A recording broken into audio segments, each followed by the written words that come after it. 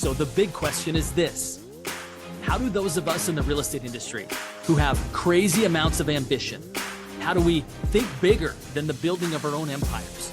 How do we create success and significance, income and impact? My name is Justin Stoddard. This is my co-host Stephanie Peck. And together we bring you the Think Bigger Real Estate Podcast. All right, welcome back, everybody. So excited to be with you today. This episode, we're going to talk about actually buying and selling a real estate brokerage. So if you are A, somebody who's just curious what your brokerage might be worth, B, somebody who actually would think of selling their brokerage, who would want some help with that, or C, somebody who would be interested in buying other brokerages, this episode is for you. And I'm so excited to introduce my special guest, Norma Rawlings, out of Canada, folks. She is an absolute delight. We've become fast friends today, haven't we, Norma? It is my complete pleasure to be here, Justin. I am so excited to have you here because this is such an interesting topic, right? Many times I think people think of real estate as a business on an island, kind of in and of itself, and that the typical things that you would see in other industries maybe don't apply, like mergers and acquisitions, right? And while that's maybe less common with individual businesses, I think brokerages is an absolute opportunity, regardless of whether you own one or would want to own one. Knowing about what you're going to share with us today is absolutely exciting for me to bring this to the audience today. So before we do that, just tell us, maybe let our friends know at home who are watching this, know your passion for your children, because we've spent some time talking about that. You and I have that shared interest. And by the way, for those that don't know, this show, the Think Bigger Real Estate Podcast, is about thinking bigger than real estate. And by the way, family is at the front and center of my life, and I know it is for Norma's as well. So just give us a couple highlights about your beautiful family of 4 kids, which is so fun. Will do. So between the two of us, I think you and I have 10, which is a scary number. I'm glad I have 4 and you have 6. So I have my oldest 2 are twin boys, and they are both hockey players, Justin, as you and I chatted about. And they have, they're playing semi-professional hockey in the OHL in Canada. CHL has 60 teams. 9 are American, 51 are Canadian, and they are both on a Canadian team. And they have been playing hockey since they were 6 years old. My eldest, by a minute, has recently signed with the Winnipeg Jets NHL club, so he'll be moving to Winnipeg in September. And my youngest, by a minute, played in the Winnipeg Jets rookie tournament in September. So the 2 boys were at the Bell Center in Montreal, and Montreal is a crazy fan base for hockey. 21,000 fans, Justin. I swear 20,900 had Montreal jerseys on, and only 100 of them had Winnipeg Jets jerseys on, but Winnipeg won, you'll be happy to know. And it was such a thrill. Like the action in the arena was just electric. It's an amazing place to play hockey. So those are my 2 boys.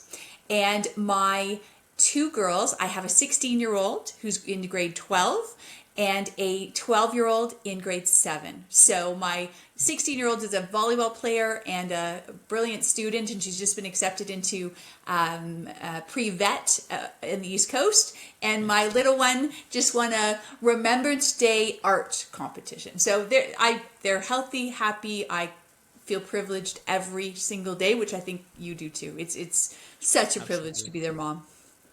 It is such a privilege to be a parent. I'll tell you, anybody out there that maybe hasn't made the decision whether or not they're going to have a family, I'm here to tell you, right? Not everybody has that opportunity. So this definitely isn't made to make people who aren't in that league to feel bad.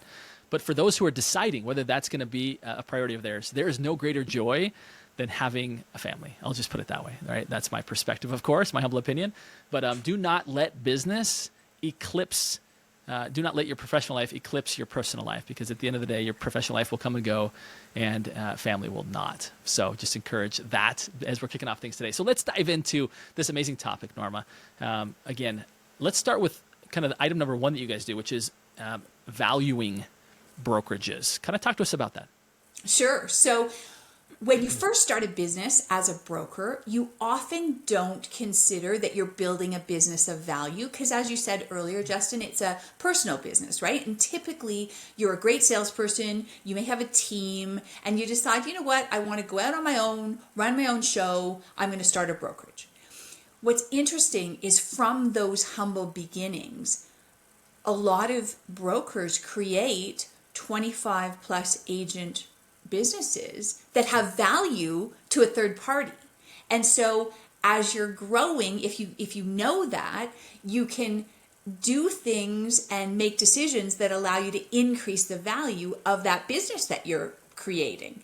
We've had brokers, and I'm sure you've seen this a lot, they'll buy a building in which to put their brokerage. And all of a sudden, they've got the brokerage increasing in value and the building increasing in value, which is being occupied by them. So that's a very common way that people grow their brokerages. When you go to value a brokerage, you look at how sticky are the agents and how likely are they to move over to a new owner, because your value in your business as a broker is in your agents, your computers, your office equipment, your location is not sort of the reason people are there. It's the agents who sell the houses that have the value. So that's the first place we look when we go to value a brokerage. I love it. So as you're thinking then as a broker owner, right? It sounds like the value and the stickiness that your agents have to your brand obviously matters, right? Is that maybe would be a priority then as you're looking at how do I not just build a great business now, but one that might be transferable at one point? I should really look to say, how can I create such a brand, such a magnet here that people, regardless if I'm here or not, people will stay because of the brand. Is that right? Yes, and it's nuanced because let's say Justin, you start as a salesperson, you build a team, you go on your own, you start a brokerage, you grow it to 75 agents. Let's say that's your path. Mm-hmm. When you go to sell, you will have to stay with the brokerage for at least a year typically, and sometimes longer, because of exactly what you just mentioned, which is you need your agents to become transferred over and enmeshed in the new owner's business so that there's stickiness created with the new owner and you're facilitating that transition. So when I value a brokerage, I look at a bunch of different metrics. I look at how many agents, I look at what's your total sales volume, what's your gross margin, what do you keep before you start paying your expenses, do you have a reputation in town? Like, do you sell luxury? Do you sell beachfront? Do you sell condos? Do you sell multi-res? Are you sort of the middle market? Are you a lower market? Like you look at where you position in the market itself, and you look at the number of transactions that you do, all of those things. There's about 20 metrics we use to create a valuation, a professional valuation of your brokerage. But the biggest issue is, can you transfer those agents from yourself to the new owner? Because if you can't, everything that I do to value your brokerage is irrelevant, because that's where the value lies, is in the agents. What do you see, Norma, that causes agents to be transferable, right? To actually stay with the brand, I would imagine. Like, do you see something, like when you see something within a brokerage, you're like, ooh, that's a really good sign that these agents are going to stay here even after that agent, that broker owner exits and sells? Is there some insight that you could give to the broker owners right now that would make their business stickier? It's an excellent question. So if a broker has a good reputation in town, if they sit on or have sat on the real estate boards, if they're active in the community, if there's a general respect for the broker from the agents, then the agents will generally follow that broker out of sort of respect and loyalty to the broker, to the place where to whom the broker sells. The other thing I find is, if a broker is focused on feeding his or her agents, right? If their whole job is, how do I ensure that my agents are receiving leads, working their sales pipelines, motivated, positive, there's fair splits so that whatever the broker's charging is justified in value to the agent. That secondary piece of just business focus and making the agent's job as easy and pleasurable as possible is a second piece. So that personal connection is important, because most agents have options, right? As an agent who's productive, you can go anywhere. Like, you are in tremendous demand, and you don't have to stay with anyone. You're not an employee, you're an agent. So having that personal connection and loyalty is really good. And then adding to that the business metrics where you're feeding your agents and making them feel like they can have a productive life and make a decent living as an agent are two good ways to keep them sticky. Very good. Great words of wisdom, right? Because right now you might be thinking as a broker owner, I'm not ready to sell anytime soon, right? But what I hear you saying is there's no better time than right now to start to make that reputation, to sit on boards, right? Which I know for some, they're like, I don't see the value in this, right? And I see it's not only building a network of people to attract into your brokerage, but to retain them after you're gone, which is really interesting. I don't know that too many people would have thought about that type of community involvement and industry involvement would have had that kind of outcome. So very interesting. And it also increases the value of the brokerage, because we're dealing with one in Texas right now, and the two principals have been so involved with the real estate boards and the international real estate associations, and they have these stellar reputations. And so as a purchaser coming in to acquire that brokerage, you're being burnished by their outreach and their work in the community over the last 30 years, and you benefit from that. So it increases the value of a brokerage if you're community minded and you're known within your region as being someone who gives back, who takes responsibility for things, who's involved in the industry. It definitely increases the value of a brokerage. Love it. Really well said. Anything else that you want to talk about the valuation before we move on to maybe buying or selling? So valuation, some brokers feel like best practices is to do an updated valuation every 5 years or so. Okay. What I find a valuation does for a broker, even if they're not interested in selling, is it gives them a roadmap to the value they want to create. So we've had brokers in the past we're dealing with one right now in Ontario. Every 2 or 3 years, they update the value of their brokerage, like they do updated valuations, because then it shows you the things you can do to increase that value. So I did one for a gal out west, and she ran a shop of about 27 or 28 agents. So I valued her brokerage for her.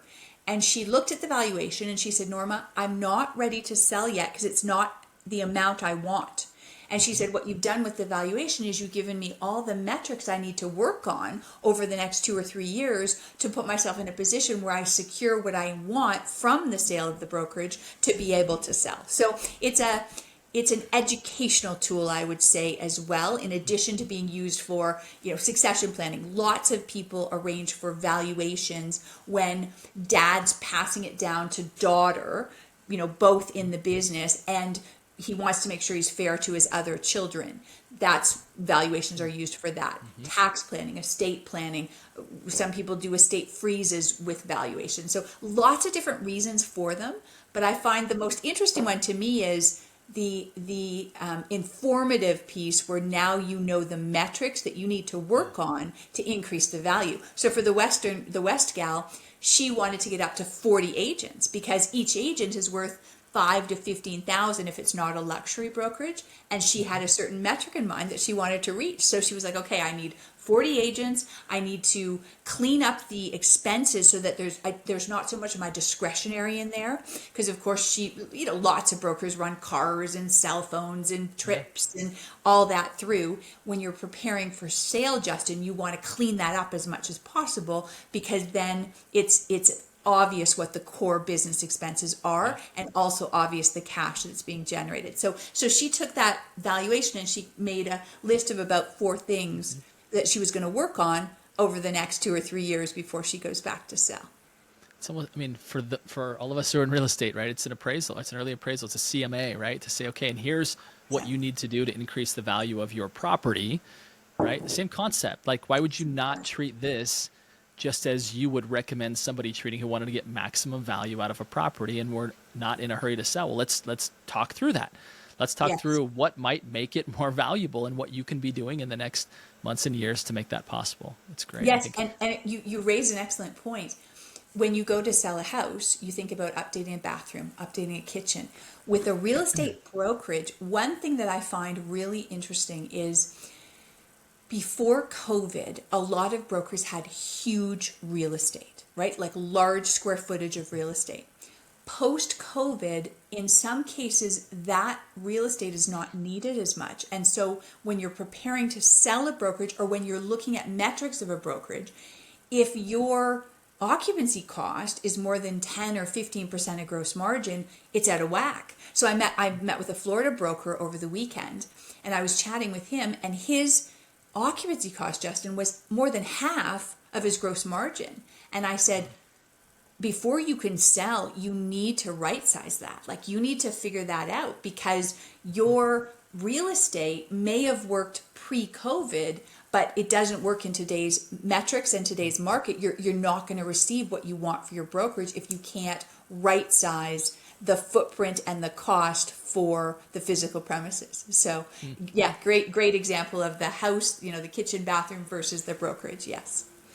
How much can people influence? And I'm sure this varies, right? But if you're looking at a valuation right now, is it common for people in the course of a couple of years to be able to increase the value of their practice by maybe 10% or 20%? I don't know if that's even a fair question, because Oh no, for sure. It can be even more dramatic than that. So my business partner does broker coaching, and he's really focused right now on margin adjusted metrics, right? Because we don't have the volume in real estate right now. We're just not seeing the volume of houses being sold. And so his focus right now is, how do we take every single expense and adjust it so it's appropriate for the margin that you're actually receiving? That exercise can be hugely valuable in increasing the ultimate amount that you're going to receive upon the sale of your brokerage, because a large component of value is how much cash does the brokerage spit out every year. And the less your expenses while still maintaining your business, the more cash you're going to end up at the end of the day, the more cash you get a multiple on, which increases the value. So you could literally double the value of your brokerage within 2 or 3 years if you had a focus on all of your expenses with that sort of third party perspective. You and I both know when you get too close to your own business, right? You don't see it through somebody else's eyes. Whereas the valuation makes you go, okay, you know what? My real estate costs are way too high. My advertising costs are way out of line. I have an E&O insurance where I'm being told that I should be at a certain percentage and I'm double that percentage. So it just allows you to look at every single expense and try to reduce. I want to just put this up on the screen right now for those that are like, how do I get in contact with Norma? Right? Here's the website. There's 2 components. Again, we're not done yet, folks, but I just want to put this up here because there's 3 components. Number 1 is evaluation. That's the part we've covered so far, right? Then there's the selling of your brokerage, and then the buying of a brokerage. So again, in case you didn't catch that, for those that are just listening to the audio, brokervma.com is where you'll want to go. Okay, Norma, let's dive into somebody who wants to actually sell, right? They've now gotten to the point of they've followed the coaching. They've potentially even doubled the value of their business, right? Now they're ready to sell. What does that process look like? So it's fascinating to me that brokers who every single day of their life counsel homeowners not to do for sale by owner consider selling their brokerage themselves. And the reason I say that, Justin, is all the same arguments apply that you use for a house as you'd use for a brokerage. So what I often see happen is a broker will call me after they've reached out to 3 of their competitors and told them they want to sell. And I'm like, well, what do I do now? Because as you know, if you, you know, in real estate, I always say that any three people can keep a secret if two are dead. In real estate, you have this rumor mill that like goes crazy. And so if you're a broker, Justin, and you call your competitor and say, you know, I'm thinking of selling. Well, if he doesn't want to buy you, the next thing he's going to do probably is start to reach out to your agents and tell them, you know, Justin's selling. I mean, come on to me. He's old news. He's leaving. So the confidentiality piece is so critical in this whole process that it just amazes me that brokers don't think like that, because all day long they tell customers not to for sale by owner, and then they think about doing it for their brokerage. And it's not so that they can come to me. There's 3 or 4 companies that do this across North America really well.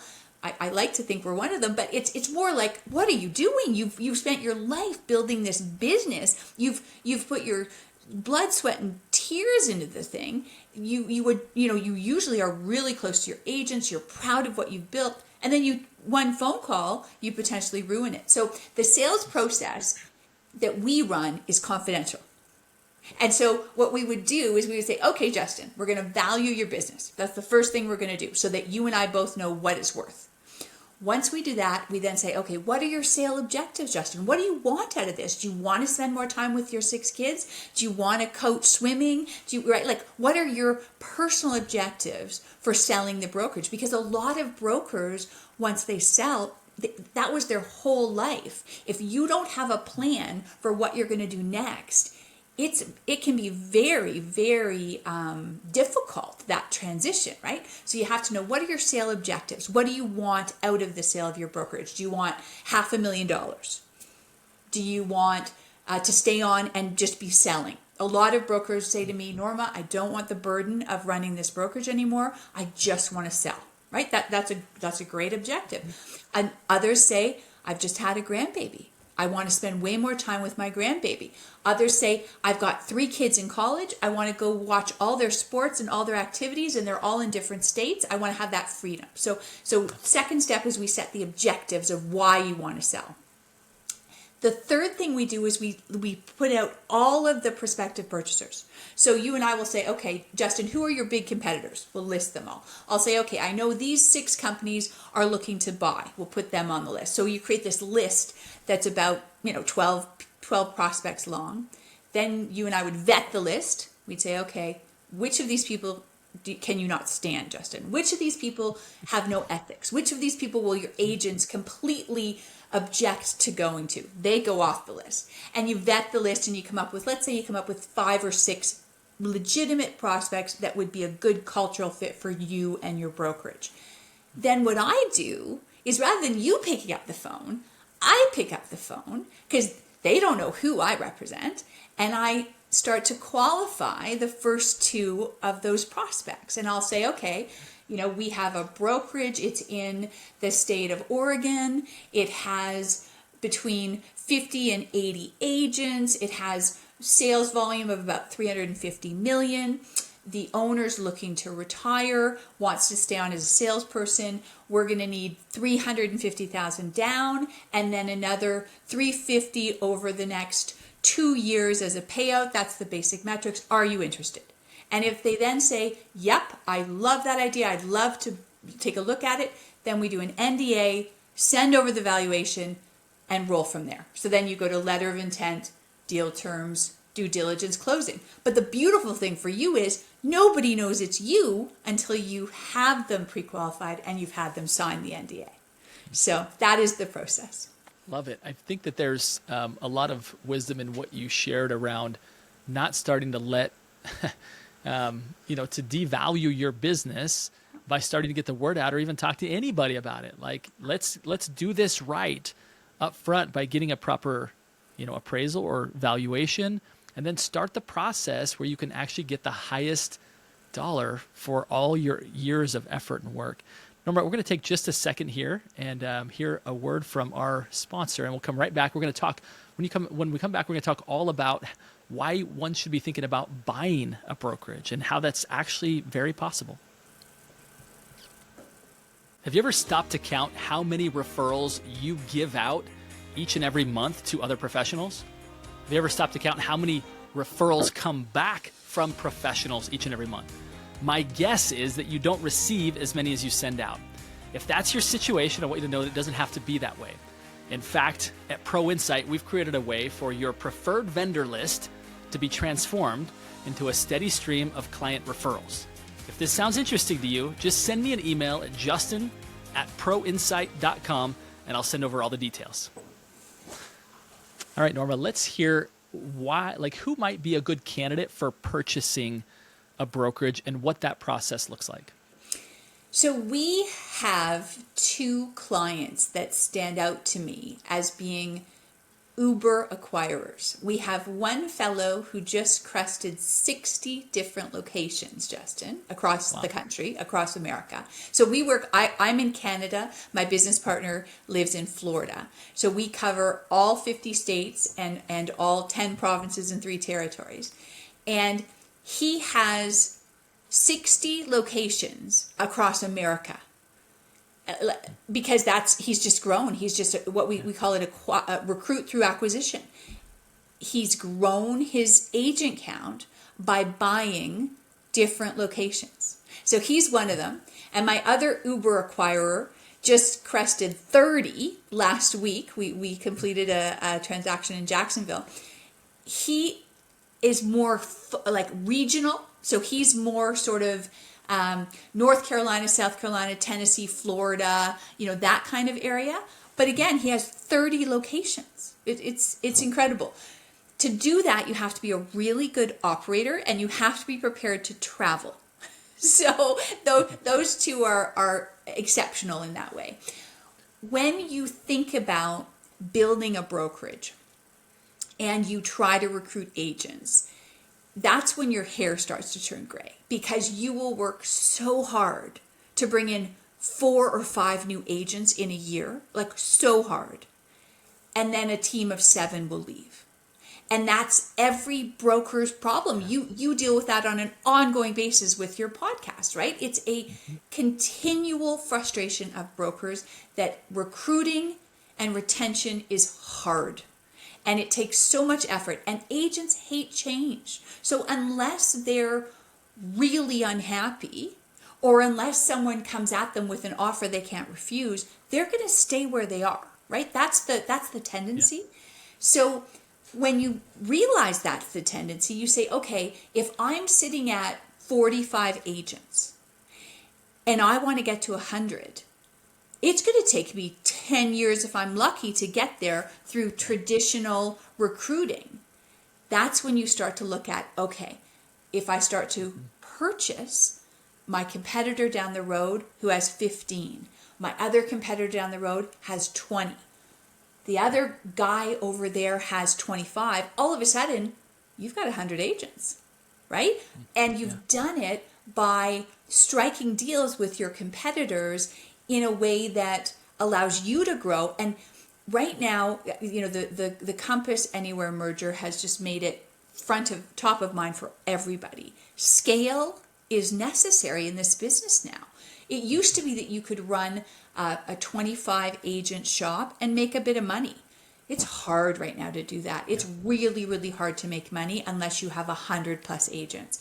And so if 100's your goal, one of the best ways to do it is to approach your competitors who are smaller like you are and start to bring them into your company to create a larger company. That's the concept of recruiting through acquisition and buying brokerages. It's fascinating to think about. I authored a book called The Upstream Model, which talks about making a quantum leap in your business by getting referral partners from other industries, right? We oftentimes think about growing organically a database. This is for real estate agents growing their own solo business. They think about, I need to expand my database. And similar to what you said, that's very much growing by addition, right? And sometimes it's addition and subtraction. Like it's just this like almost mind-numbing exercise in growth, because it can be very hard and very slow. And what I teach, again, is the principle of having referral partners that essentially by building an alliance with that one person, you get access to 300, right? Because it's their database and they're not in a non-competitive but complementary industry. And it's a similar principle as you can actually grow through quantum leap by not trying to attract individual agents, but by attracting one broker owner can get you an influx of all the right people that that you've been looking for that you could never go attract on your own in any reasonable amount of time. So I'm thoroughly enjoying your book. I'm halfway through.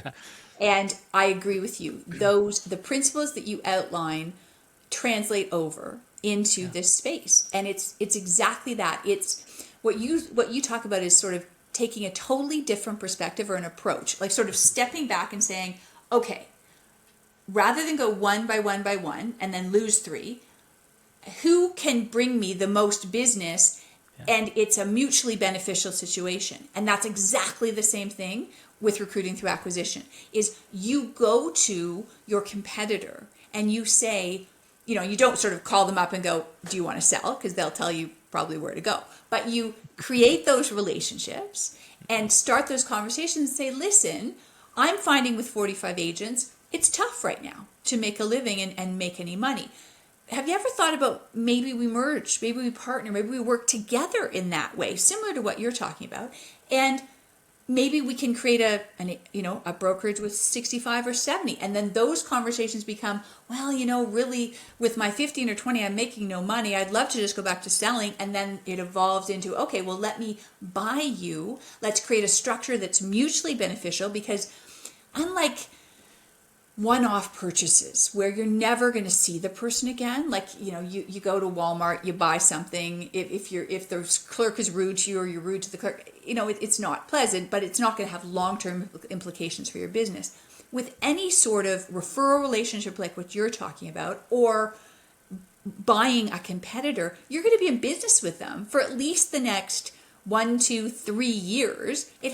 All of your incentives have to align to make the deal good for both of you, a win-win. And so the beauty of that is all of a sudden the person who's running the 15 to 20 agents and making no money has a solution to roll them into you. They roll into you. They go back to selling. You now have 65 agents. That's a win-win. And then you do that, you do that 2 more times, 3 more times, you're up to that magic number of 100. So yes, it's very similar concepts to your referral network idea and recruiting through acquisition. It's growing through multiplication, right? Yeah. It's one person brings me dozens, if not hundreds, versus one person brings me one. Yeah. Right? And the effort is often similar. Like if you Yes. think about the effort you put in Yes. to bring in that one agent, to recruit that one agent in my analogy, or to bring in that one customer in your analogy, if you spend maybe 2 or 3 times that amount, but do it strategically and say, what can I do instead that will give me 20 agents? It's just so much more sensible. Yeah, I love it, Norma. We so much think alike, and it's been such a pleasure to get to know you and your amazing family. I'm not having any more children, though. I'm the not doing stories. 6 like you. I'm done at 4. Hey, if your children ever play, if your hockey players ever play the Portland Winterhawks, you tell me. I want to go watch them play. You know what? That is part of the WHL. Absolutely. That is part of the Canadian Hockey League. Let me know their schedule. It'd be really fun to go cheer them on. So anyway, and it's been so fun to hear your perspective about really growing through acquisition. And I love it. It should open the mind of everybody here that has ever thought of or does currently own a brokerage. Again, brokervma.com. Please go there. Get to meet Norma. She's an absolute delight. And to everybody listening here today, this episode has helped us to do exactly what I'm going to request all of you to do, which is to go think bigger. Norma, thank you so much again for helping us do that today. Such a pleasure. My pleasure. Thanks for having me. It's been all my pleasure. Thank you again so much.